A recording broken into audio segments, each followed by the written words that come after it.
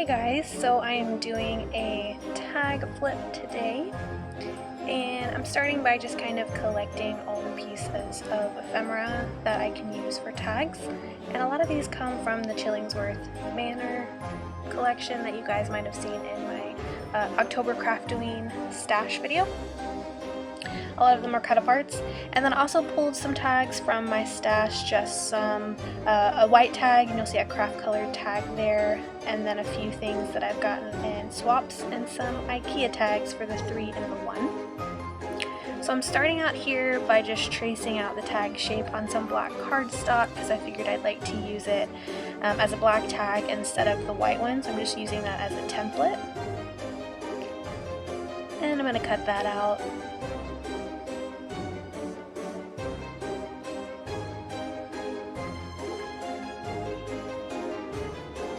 And I'm using my Crop-A-Dile to cut out the holes in my tags.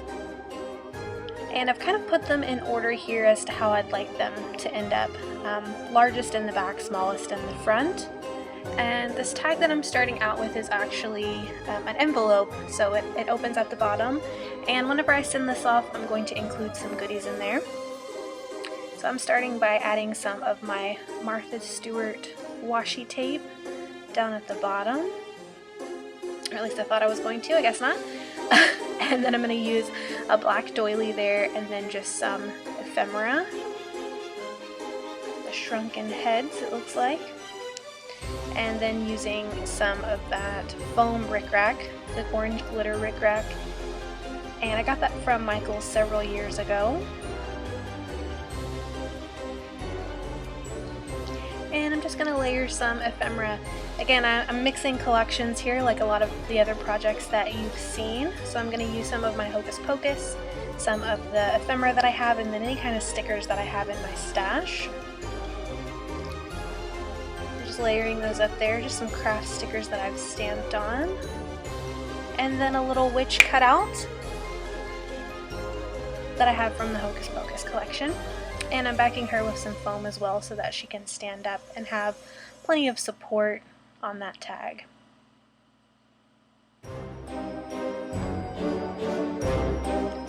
Last but not least, just adding some flat back pearls and any little tiny details to make this tag come together.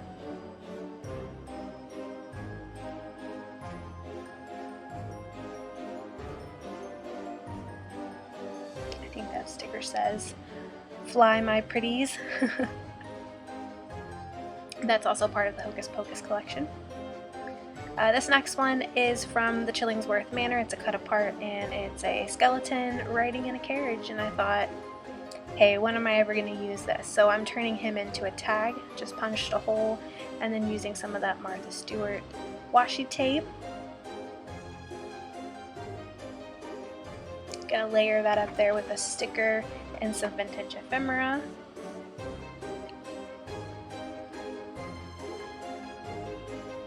And then I'm trying to use up all the little teeny tiny cut aparts that I have. Lots of little labels that are supposed to go on poison bottles. And I'm backing a lot of these elements with foam as well, just to give it some dimension. That strip right there with the butterflies and the moths is from the Hocus Pocus collection, and I really love that border strip. It's so pretty. I've been trying to find the perfect project to use it on. I've got a little arrow thicker there. Now this next tag is the shape of a cauldron. Cut that out with my silhouette. And because it is glitter paper, I do want to make sure that I use some wet glue to attach everything. So I'm using that Aleene's tacky glue, the clear tacky glue. Anything that is just normally a sticker, if I peel off the backing, it's not going to stay stuck to this. So you'll see me put glue on the back of everything, even if it is a sticker.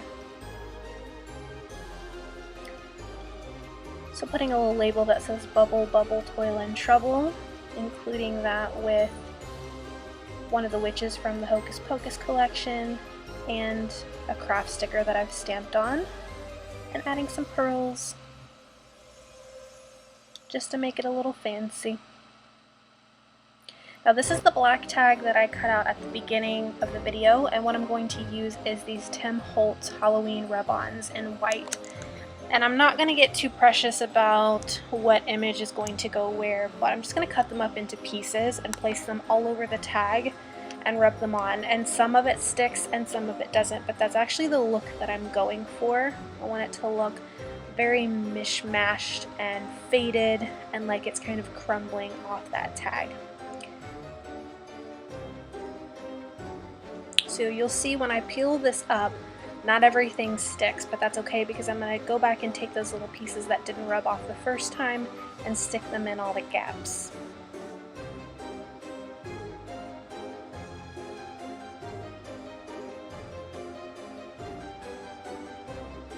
And this is the background that I'm creating. And then I'm going to layer a few things on top of that. And right now it doesn't look like much, it doesn't look too cute, but once everything gets on there it actually looks pretty cool in the background.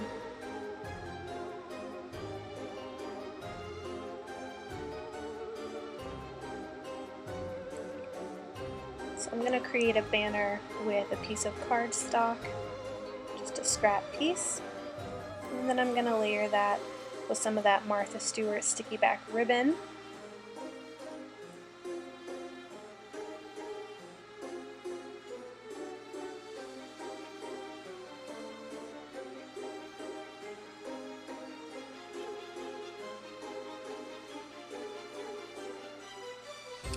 And then I'm going to layer a sticker on top of that. And again, that's one of the stickers from the Chillingsworth Manor collection. It came with a full 12 by 12 sheet of stickers, and they've just got lots of really cool vintage sayings on them. So that's going on top of that. So the next one that I have is just a cutter part, and it's already pretty fairly decorated, so I'm just adding a few bits and pieces here. That cage sticker is a few pieces of layered acetate, and it basically looks like a bird in a cage, and it's got a little sticky back, so I just stuck that on there. It's a really easy embellishment to just give something, you know, new life that was a bit plain. Punching a hole in it, and it's done. Now the next one is again another one of those cut aparts, and I'm going to be using this as a mail tag. So whenever I send this to my pen pal, I'm going to either have a couple questions on the back or answer a couple questions that she's asked me from our last correspondence. So I'm just putting some stickers on the front that say mail tag, and then I'm going to punch a hole in it and attach it. So fairly simple, but again, there's going to be writing on the back. The next one is another cut apart, and it is a toe tag, which is pretty creepy, but I thought it was really cool. It would be a great addition to this tag flip. So what I'm doing is, to make use of it, I am going to be sending her some washi samples. So I'm just wrapping around a couple pieces of that green washi, and then I have this huge roll of these label sticker washi. So I am winding that around that toe tag.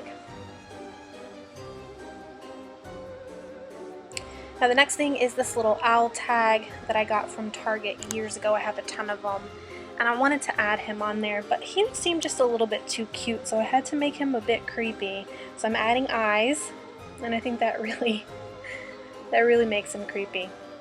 And then on top of that, I'm adding a tag that I received in a swap, again, years ago. I had quite a few of them, so I'm just adding him in there, little skeleton. Now this next piece is a little bag. It's one of those little craft sacks, and I'm going to put some goodies in there as well. So I'm just going to dress it up a little bit with some of that Martha Stewart adhesive back ribbon, a little die cut pumpkin, and then a little piece of ephemera that says pumpkin carving. And I'm going to attach it with a binder clip, and the clip is what will actually go over the ring of the tag flip, and this way I don't have to punch any holes in the bag. I don't have to worry about any little bits and pieces falling out whenever I do send it.